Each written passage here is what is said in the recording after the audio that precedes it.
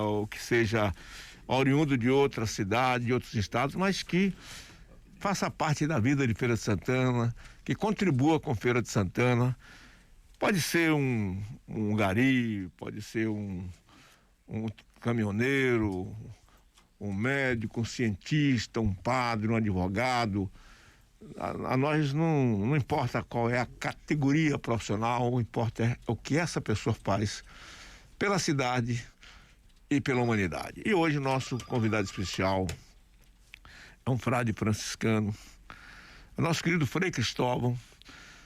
Hoje dirige o Colégio Santo Antônio, mas independente de ser o diretor do Colégio Santo Antônio, e que deu esta guinada muito grande nessa instituição, ele também faz a sua parte pastoral em Feira de Santana, em outros municípios também por onde ele passou. É um homem que já também atuou em várias paróquias da Bahia e faz parte, portanto, da comunidade capuchinha. Nosso querido Frei Cristóvão, bom dia.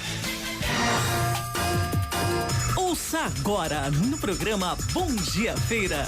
Minha vida, minha história. Experiências de sucesso. Bom dia, Frei Cristóvão. Bom dia, Dilson. Bom dia toda a equipe, né, do Bom Dia Feira. Bom dia, Rádio Ouvinte, da Princesa FM. É uma alegria, né? Mais uma alegria, né? Acabei de participar de outra grande alegria, que foi celebrar a missa agora de manhã cedo, mas aceitar o convite de vocês, para mim, é uma alegria, mas uma incumbência, né, de responsabilidade, estar aqui participando diretamente do programa, uma vez que a gente participa quase que diariamente como ouvinte do programa, né? Pois é, mas hoje a gente vai entrar um pouco na sua vida pessoal, né? O quadro tem essa característica. Frei Cristóvão, o senhor nasceu onde, Frei Cristóvão? Eu nasci em Riachão do Jacuípe, Dilson, em 1973, né? 4 de maio de 73, na rua Pedro Paulo Mascarenha, número 30. Nasci em casa mesmo, minha mãe, né, teve todos os filhos em casa. Eu fui o último filho, né, de 4 irmãos, né, 5 filhos. Tenho 4 irmãos mais velhos do que eu, sou mais novo. Eu fui o último rebento, né, e nasci lá na Praça Pedro Paulo Mascarenha, hoje conhecida como Alto do Cemitério, né? Saí de lá com 4 anos de idade para a Feira de Santana. Gosto muito da minha cidade de origem. Tenho uma irmã que mora lá, tenho alguns parentes que ainda moram lá. A minha origem sertaneja, né? De sertanejo que gosta de tudo que o sertão nos oferece, de tudo, de geografia, da cultura, da religiosidade, né? E isso da culinária está dentro da minha alma, né? E vim para Feira de Santana ainda me faz muito sertanejo. Feira de Santana é uma cidade princesa do sertão, e eu vim para cá com 4 anos de idade, residindo aqui sempre nos Capuchinhos. Primeira rua que nossa família veio morar é a Rua Farroupilha, uma rua sem saída, que ainda existe aqui, pertinho da gente aqui, próximo aqui da João Duval. E depois fomos morar lá no bairro do João Mafa, recém-inaugurado em 78. E hoje a sua cidade está em festa, né? O Jacuipense ontem ganhou, vai disputar a final do campeonato. Leão Guará, né? É o Leão. Ganhou ontem. Aliás, eu tenho uma relação também de amizade muito grande com o Riachão. Já é vice-campeão. Já é vice-campeão. Ele vai agora disputar o título de campeão, né? E aí eu me lembro... Tanto ele como o Atlético, os dois já são vice-campeão, né? Fiquei muito feliz com o resultado que eu vi ontem à noite. E eu fico me lembrando muito de Riachão de Jacuípe. Eu era criança, eu morava em Jacobina, meus 8, 9 anos, e chegava lá dia de feira, a feira era dia de sábado, não sei hoje.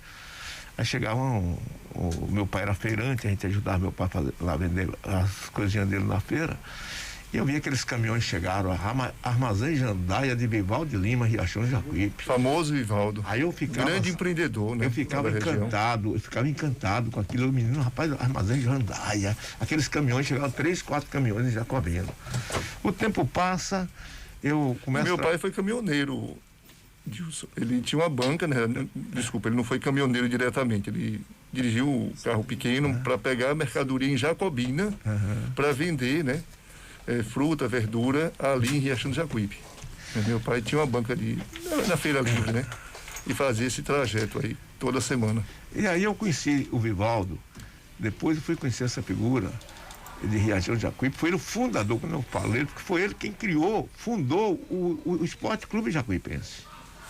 Foi Vivaldo de Lima, o fundador do Jacuipense. Inclusive, na época, ele era muito ouvinte da gente, amigo aqui. A gente ia sempre para Riachão para transmitir jogos do time dele lá no campo, ainda que não era como é hoje. Aí trouxe muitas lembranças, o Vivaldo já falecido, né? Mas foi um dos homens que mais promoveu a cidade de Riachão de Jacuípe, não só com os negócios dele, mas como ele gostava de futebol. E ele amava a Jacuipense. E amava Riachão. E amava Riachão. Todo investimento que ele fez sempre foi ali dentro de Riachão, com as famílias, empregando. E era uma figura que você encontrava facilmente sentado na porta do armazém. Grande armazém, né? Uma grande distribuidora. E tem uma historinha para contar dele, já que a gente está falando de Riachão, da sua terra. O senhor sabe que o quadro hoje é para a gente tratar desses assuntos. O Vivaldo, ele teve um insucesso comercial na vida, ele caiu. Ele foi a quase zero. Eu digo isso porque na época eu já formado em Direito, e ele eu não cheguei a advogar diretamente para ele, mas a dar pareceres sobre os negócios dele. Mas ele continuava, mesmo ele quebrado, ele manteve o negocinho dele lá, mas bem baixo. Aí ele viajava sempre a Fonte Nova para esses jogos do Fluminense. Uma dessas noites, ele voltando do estádio, chovendo, na subida daquela ladeira da Imbira chamada, tinha um carro parado. Um carrão parado. Umas 11, meia-noite, ele voltando, mais 1 hora da madrugada, depois do jogo do Fluminense, sai da Fonte Nova. E aí ele sobe a ladeira e uma pessoa dá a mão para ele parar o carro. Ele não para. Mas a consciência do Will, quando ele chegou mais em cima, ele parou e deu uma ré. Quando ele volta, a ré, o cara tava com o revólver na mão e pensou que era um assalto. Ele para. Nossa Senhora. Aí ele desceu, não, amigo, calma, eu vim para lhe ajudar. Aí ele foi ajudar esse senhor. O senhor estava com a esposa dele. E aí, olhou, não tinha jeito, ele disse, olha, vamos aqui, Amélia Rodrigues, e vamos trazer um mecânico. Põe a sua esposa aqui no meu carro, deixa o carro aí, nós vamos de Amélia Rodrigues.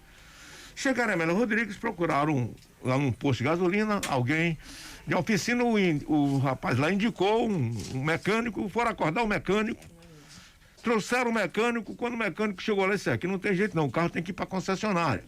Voltaram ao posto, conseguiram uma corda, rebocaram o carro para deixar o carro no posto de gasolina.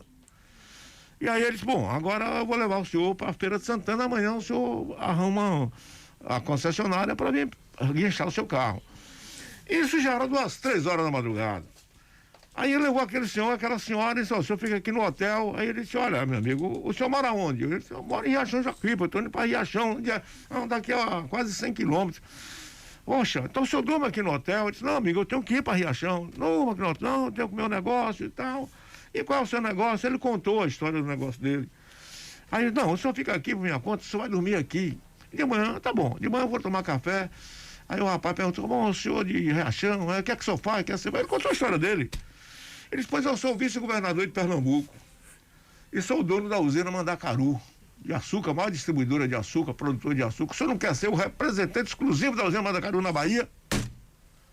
Fez um bom negócio. E aí? Se tornou o maior distribuidor de açúcar da região. Ele se tornou o maior distribuidor de açúcar da Bahia e a vida dele mudou graças a esse fato que aconteceu aí na estrada BR-324. Então, nem tudo, né, que a gente olha assim, vê as pessoas, o mundo hoje como está, né, pra gente parar, uma pessoa, 1 hora meia-noite, você parar um carro para dar socorro a alguém. Pois é, e esse homem estava viajando, a esposa queria conhecer a Chapada Diamantina, e ia para a Chapada Diamantina de carro.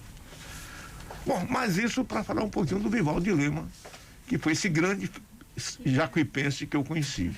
Mas, Frei Cristóvão, e por que e como o senhor entrou na vida religiosa? A família influenciou, né? Porque minha família sempre foi muito católica, Dilson. Minha mãe, minha avó era chefe de romaria, fazia romaria para Candeias, para Senhor do Bonfim, né? A Colina Sagrada de Salvador. E isso influenciou no sentido assim de ter os valores religiosos muito presentes em casa, de devoção, de prática religiosa, de novena, de missa toda semana. mas não quero dizer que tenha sido uma influência de persuasão, porque eu sou o filho mais novo e minha mãe nunca desejou que nenhum filho fosse padre, mesmo sendo muito católica toda a família, mas eu nasci num ambiente católico, não tive nenhum site, assim, no sentido que houve um momento na vida que eu despertei. Acredito que durante toda a minha experiência de vida familiar, sempre se destacou um interesse maior pelas coisas da igreja. Isso é o que eu sempre escuto minha mãe dizer. Desde pequeno, eu tinha mais inclinação religiosa do que os outros irmãos. Desde pequeno, eu gostava mais de ficar na igreja do que em qualquer outra atividade. E, para mim, não cansava. Eu queria estar sempre na igreja, né? Isso era um sinal visível, né? Uma vontade, uma sede muito grande.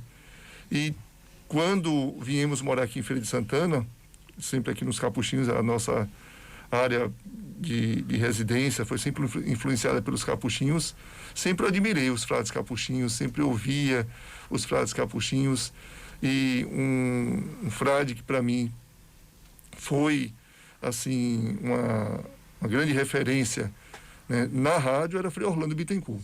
Quando criança, ouvia Frei Orlando, e naquele tempo era algo assim fantástico, diria até que mágico, né? Ouvir o rádio e mandar uma carta e aquela pessoa ler aquela carta no rádio. Quando eu mandava a carta, que Frei Orlando lia a carta agradecendo, né? Para mim, eu mandava a carta pelo correio, mesmo morando em Feira. E tudo para mim era naquela realidade ainda, morando no João Mafra, aqui nos Capuchinhos, tinha que botar a carta no correio. Como criança, como adolescente, não imaginava sair de lá para cá andando para entregar uma carta na porta da rádio. Então eu achava aquilo muito bonito, muito lindo, né? O trabalho religioso que era feito pelos capuchinhos aqui, e participando de encontros, participando de retiros, cada vez mais eu crescia no interesse de ser padre, de ser frei, né? Capuchinho. Outros padres diocesanos tentaram até me convencer a ser padre diocesano, mas eu disse, não tenho menor inclinação, menor vontade de ser padre diocesano. Acho bonito o estilo de vida deles, padre secular, mas a vida franciscana, o jeito de ser franciscano, morar em comunidade, morar em convento, esse jeito mesmo, despojado, muito simples, tudo isso me impressionava, me encantava muito. Bom, e pela informação que nos passa aqui a produção, com a Ana Paula, o senhor é licenciado em Filosofia pela UESC, né, que é a Universidade Estadual de Santa Cruz. O senhor é bacharel em Teologia pelo Instituto de Teologia de Ilhéus. O senhor também é pós-graduado em Gestão, Supervisão e Coordenação Escolar. O senhor é cônomo, diretor financeiro da província Nossa Senhora da Piedade dos Frades Capuchinhos, da Bahia Sergipe, por 6 anos, e atualmente é diretor do Colégio Santo Antônio. E o seu tempo, como é que o senhor consegue administrar essa coisa? Eu sou hiperativo. Não sei se é bom, se é ruim, mas eu não consigo ser diferente. Durmo 6 horas por dia, não sinto necessidade de mais do que isso. Minha rotina é muito ocupada. Sempre foi. Se eu não estiver lendo um livro, se eu não estiver assistindo a televisão, fazendo alguma coisa ou rezando, eu devo estar dormindo, porque parado eu não consigo ficar. Sempre foi muito agitado, ocupado, né? Claro, medito, rezo, paro para rezar, mas eu, assim, no sentido filosófico, como eu costumo dizer, eu sou muito cartesiano. É para rezar, então para. Se é para comer, eu vivo sempre intenso naquilo que eu faço. Então, tudo que eu faço, eu procuro ser intenso. Eu acordo 5 horas da manhã, que não é tão cedo assim, vocês acordam mais cedo que eu, e vou dormir 11 horas, no máximo 11 horas, né? Agora, assim, essa rotina para mim sempre foi desse jeito, né? Porque graças à minha mãe criou os 5 filhos, meus pais se separaram quando eu tinha 7 anos, e minha mãe criou os 5 filhos com muita disciplina. Eu estudei no Colégio General Sampaio, que é um colégio que tem uma influência militar. Ela era antes essa escola dentro do 35º BI, depois passou a ser ali em frente ao 35º BI, mas sempre foi influenciada pelo Exército. E além da influência religiosa, tinha uma influência militar da escola que eu estudei, todo o fundamental, né, do ensino, do 1º ano até a 8ª série. Eu tinha uma mãe que tinha um coração de mãe, mas que era muito, muito rigorosa. Ela queria criar os filhos, para que não desse trabalho para o mundo. Ela queria, você não quer que você dê trabalho para o mundo, não quero que você me decepcione. Então, a minha mãe ligava o rádio e a sociedade, 5 horas da manhã. E quem estivesse dormindo que se virasse para acordar. E era o rádio alto dentro de casa. A gente tinha que, né, acordar, e aí daquele que reclamasse que o rádio estava ligado. Né? Era ligado o rádio alto, ela fazia o café, porque 6h30 já saía para trabalhar no hospital. E ali ela já deixava todas as orientações de como os filhos deveriam se comportar, o que fazer ou deixar de fazer. Ela era muito rigorosa, muito disciplinada com ela mesma, muito austera. Isso nos trouxe uma pertença de família muito grande. Então, para mim, se soma os valores de família, né, os valores religiosos, aquilo que eu aprendi na minha vida, não sei se é diferente, né? Agora, Cristóvão, como hoje o senhor consegue vincular, ou desvincular, melhor dizendo, atividade religiosa com atividade administrativa? Porque o senhor administra um colégio Santo Antônio, que é hoje, seguramente, um dos maiores colégios da Bahia. Não é? A estrutura que o colégio tem, a quantidade de professores, a quantidade de funcionários, tudo requer uma gestão empresarial. Não é? Independente de ser uma entidade que, no final de tudo, ela não tem fins lucrativos, não é? Ela tem superávit, mas eu diria, ela não distribui lucros. Não é? Ela é gerida para poder funcionar e ter alta sustentabilidade. Mas não tenha dúvida de que a função religiosa, ela é um pouco distinta, um pouco não, bastante distinta. Mas dentro desse negócio tem que ter o espírito religioso funcionando. Como é que o senhor consegue unir essa coisa? Eu sou padre 24 horas. Eu acredito que isso não dá para desvincular no sentido da atividade profissional. Quando eu penso, quando eu ajo, mesmo dentro do colégio, atendendo um pai, um funcionário, um fornecedor, atendendo ali alguém que vem nos oferecer algum serviço, eu, antes de ser diretor, eu sou padre. Mas sou padre com toda a identidade, todo o caráter que um padre deve ter, de ser cidadão, de ser, primeiro, ser humano, né? E depois ser cidadão. Ter completa consciência de suas obrigações, dos seus deveres, dos seus direitos. E quando a gente compreende que ser humano é o mais importante, ser padre me ajuda muito a ser um bom diretor. Eu acredito que os defeitos, as limitações que eu tenho como diretor é mais um desafio que eu preciso superar. É mais um desafio que eu preciso, né, ali aprender com aqueles que também tem muito ainda a me ensinar, com quem eu convivo no dia a dia. Mas o bom, os acertos, as virtudes, é pelo mérito de ser padre. Pela questão espiritual, pela disciplina de oração, pela fé. Hoje a gente vive num mundo de muitas incertezas, Dilson. É muito angustiante viver num mundo de incerteza. O ser humano, ele não foi feito para isso. O ser humano não foi criado para viver num mundo de incertezas. A gente precisa ter um porto seguro, precisa ter um referencial. Quando a gente sonha, quando a gente tem um projeto, isso está dizendo assim, eu quero viver alguma coisa. Então, sem a gente viver nessa angústia existencial, sem ter nenhum referencial, nenhum parâmetro, né, que possa nos nortear, a gente cai no abismo.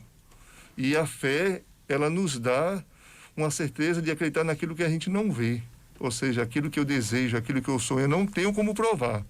Mas me sustenta, me alimenta, me direciona, me rege, no sentido, me faz realmente ter coragem de fazer coisas que humanamente eu não teria coragem de fazer. Humanamente tem coisas que eu não teria coragem de fazer. Se você me perguntasse assim, Frei, se eu soubesse, eu tomei posse em novembro de 2019, 27 de novembro de 2019, que teria pandemia no ano seguinte, nunca eu viria a ser diretor. Por quê? Porque humanamente não seria suportável. Eu converso com os colegas diretores aqui em Feira e diria a mesma coisa. Frei, se eu soubesse que em 2020 teria pandemia, eu tinha me aposentado. Eu não ficaria, porque o desafio que a gente tem a enfrentar no futuro, às vezes é tão grande, tão homérico, tão além de nossas forças, que humanamente a gente se acovarda. Mas quando a gente já está dentro dessa realidade que nos desafia, a gente pensa, né, e se reconhece realmente como privilegiado pelo olhar que Deus tem sobre nós, que nos dá uma graça, nos dá uma confiança e nos lembra assim, você não está só, pode seguir em frente. Porque humanamente, não acredito que eu sobreviveria, não. Acredito que nenhum empresário, nenhum empreendedor, nenhuma pessoa, por mais sonhador que fosse, toparia viver 2020 com a mesma rotina que tinha, né, de sonhos lá em 2019, 2018, porque o desafio foi incomparável, imensurável com tudo que o ser humano já viveu nesses últimos séculos. E a gente está sobrevivendo, está superando, está crescendo. Então, eu creio que isso é o fato de ser um homem de fé, que passa isso para quem convive ao seu lado no dia a dia, que faz a diferença. Juntar, né, fazer essa comunhão, essa junção de padre e administrador, de padre e gestor. Claro que quando as pessoas nos olham, ela primeiro tem que enxergar em mim um padre. Eu sempre faço questão de dizer assim, olha, eu sou padre em primeiro lugar, né, antes de ser administrador, de ser gestor, de ser... E é bom quando as pessoas dizem, mas o seu padre... E às vezes pensando, né, dessa forma, assim, mas é um padre que está tendo também as suas funções administrativas, como gestor, que eu fui até de uma empresa maior que foi a província. Maior do que o colégio, no sentido de desafios, até de patrimônio, era a província. Porque a gente administrava uma realidade muito mais desafiadora, que eram, né, as filiais, que são 14 filiais. Né? Isso diretamente tem os diretores nas rádios, no colégio, mas a gente também participa dessa direção como tesoureiro, como econômico, né? Como diretor financeiro.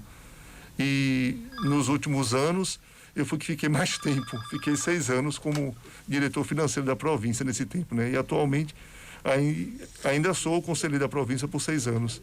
Então são desafios que não me envaidecem. Aumenta para mim a responsabilidade de ter a consciência de que uma coisa que eu trago comigo, não importa aquilo que Deus me confiou a fazer.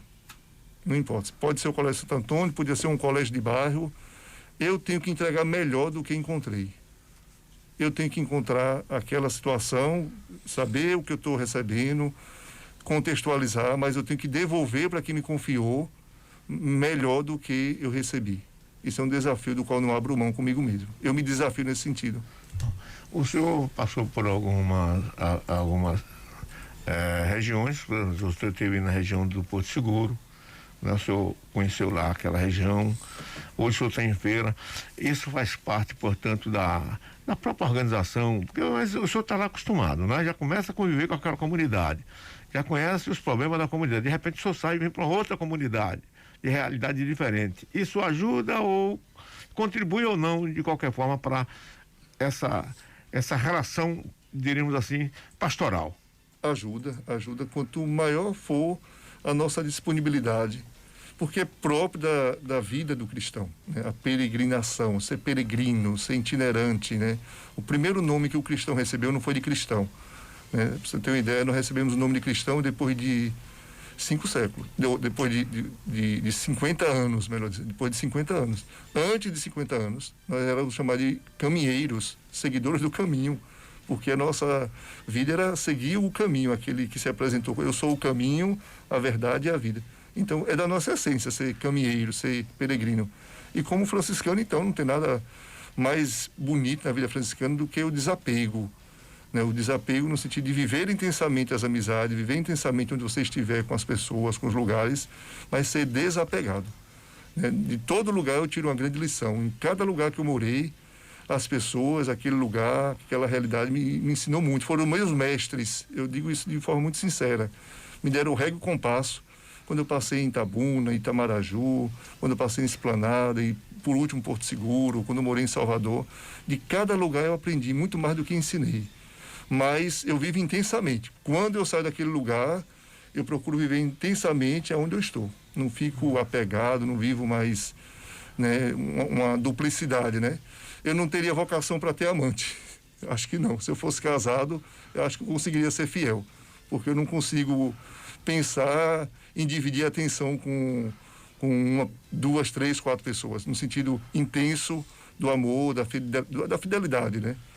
Eu não sou muçulmano e até para muçulmano tem que ter a garantia de que vai sustentar a segunda, a terceira, a quarta mulher, né? Se não tiver, não é só o fato de ser que vai garantir que ele pode ter mais de uma. Ele tem que prover aquela aquela segunda, terceira, quarta, quinta esposa. E eu me vejo assim, como muito fiel aonde eu estou. Uma vez que eu estou aqui, aqui é minha esposa, aqui é minha mulher, aqui eu tenho que viver intensamente. O que passou, eu vivo intensamente lá quando eu estava, agora acabou. Mas mantenho amizade, vínculos afetivos, mas não fico nesse anacronismo, né, de ficar preso ao passado em situação nenhuma. Sou muito intenso e ao mesmo tempo desapegado quando eu saio do lugar. E nesse tema, o senhor acha que a igreja vai manter isso por muitos e muitos séculos, ou há uma perspectiva de mudança? Por exemplo, o celibato, por exemplo, né?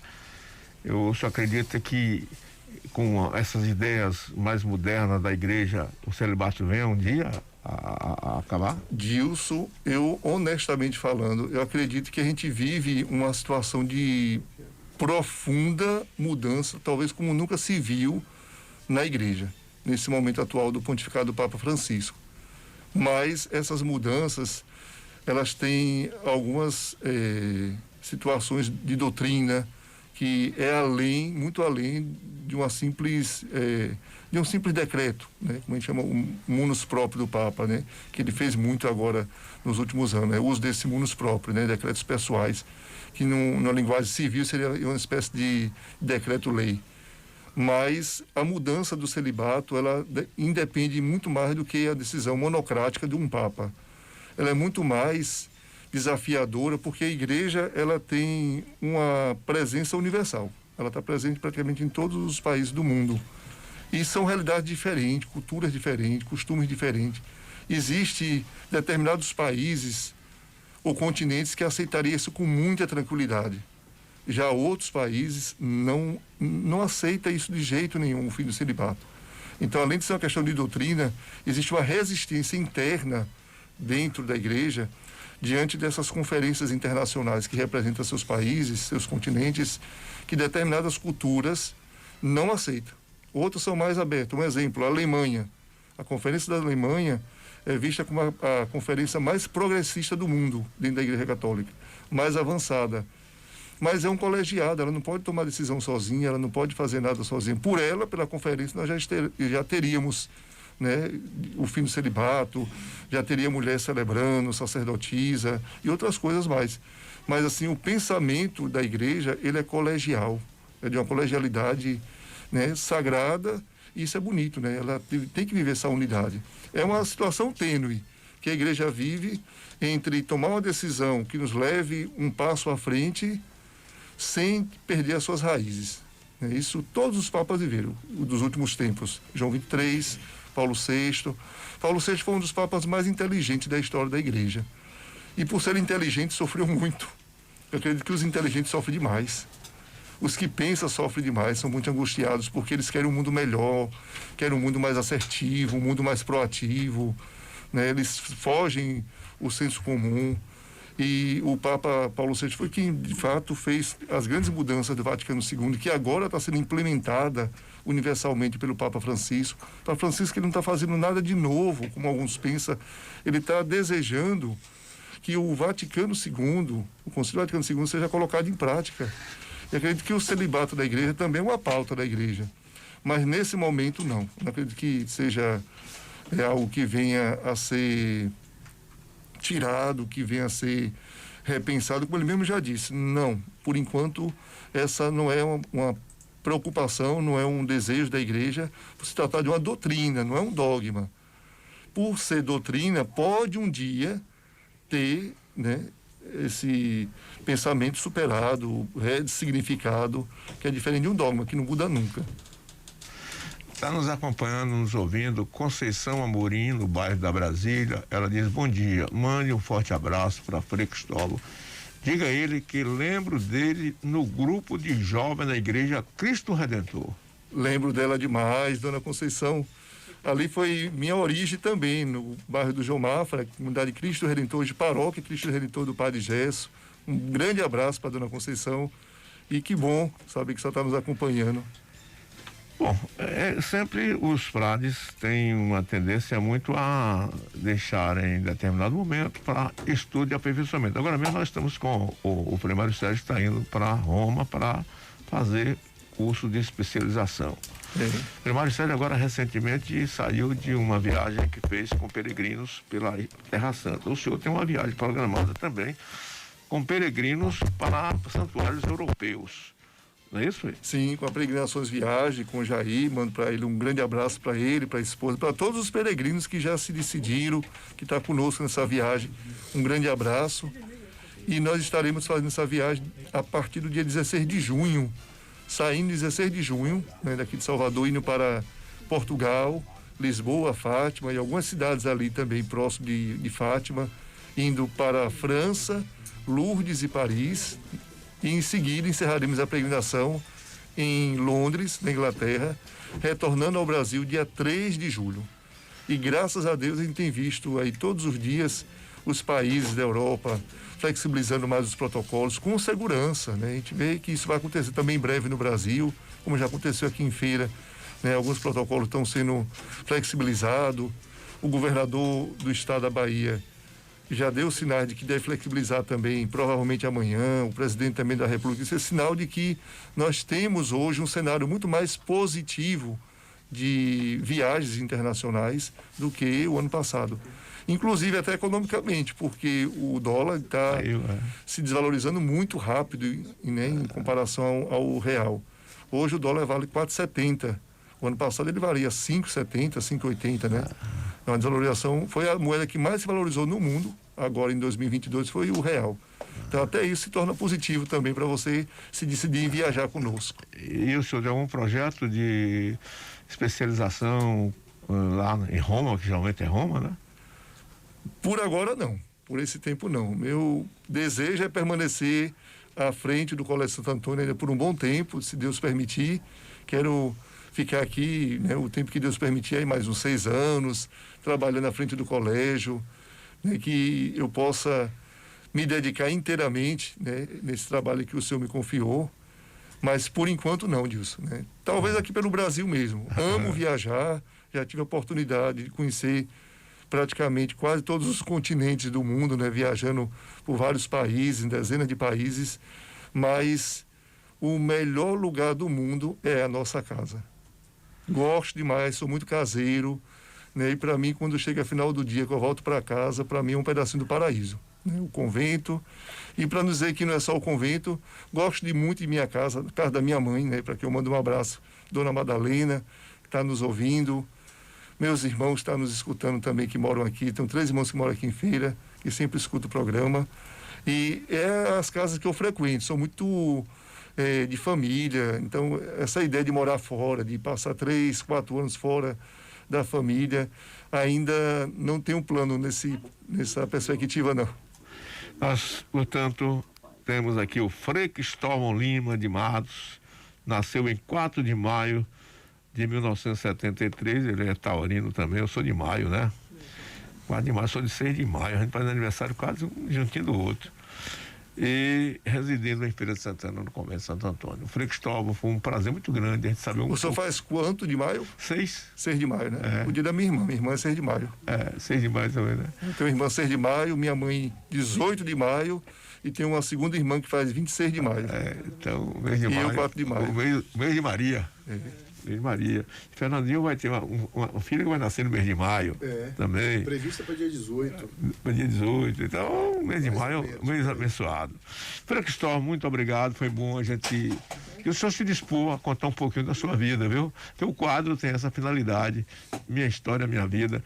Ou minha vida, minha história. E eu quero agradecer ao senhor e dizer que o nosso Bom Dia Feira se sentiu honrado com a sua presença. Obrigado, Dilson, Ana Paula, Miro. Obrigado a Fernanda, a toda a equipe, parabéns pelo programa.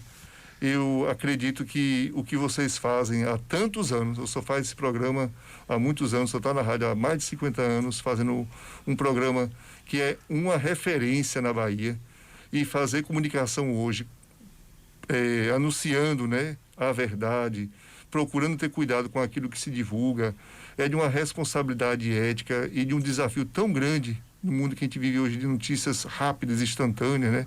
De tanto fake news, de tanta notícias deturpadas, propositalmente, né? Se fazem isso para nos confundir, de negacionismo, tantos contravalores que a gente vive. Vocês prestam um grande serviço à sociedade. E que Deus continue abençoando, que vocês continuem fazendo, mesmo que em alguns momentos se sintam cansados. Eu acredito que o homem de bem, a mulher de bem, às vezes pergunta assim, vale a pena fazer tudo isso? Qual é a recompensa que a gente recebe? Porque, às vezes, a gente tem a impressão que o mal está lucrando mais, que o errado está lucrando, está se dando bem, né? Mas a recompensa virá. Já vem porque Deus nos dá diariamente. E saber que a consciência tranquila de fazer a coisa certa, e o certo é o certo, fazer a coisa que nos dá uma razão de viver, que o que vocês fazem dá razão de viver a vocês, é a grande recompensa, né? Vocês não estão fazendo por outros motivos, né, que é mercadológico, vocês fazem porque vocês são vocacionados a fazer o que fazem, e fazem com amor. Quem é vocacionado faz por amor. Outros talvez não suportariam acordar, como eu sempre escuto o Fernando dizer, acordar 4 horas da manhã. E certamente a Ana Paula também acorda de madrugada. O senhor também tem essa rotina há 30, 40, 50 anos. Isso é vocação. E só faz bem feito aquela pessoa que ama o que faz. Então, parabéns. Obrigado, Frei. Obrigado pelas suas palavras, que também nos dão mais ainda responsabilidade, né? Uma coisa é certa, a gente tem que fazer aquilo que tem que fazer com amor. Eu digo, sempre faça o melhor de você.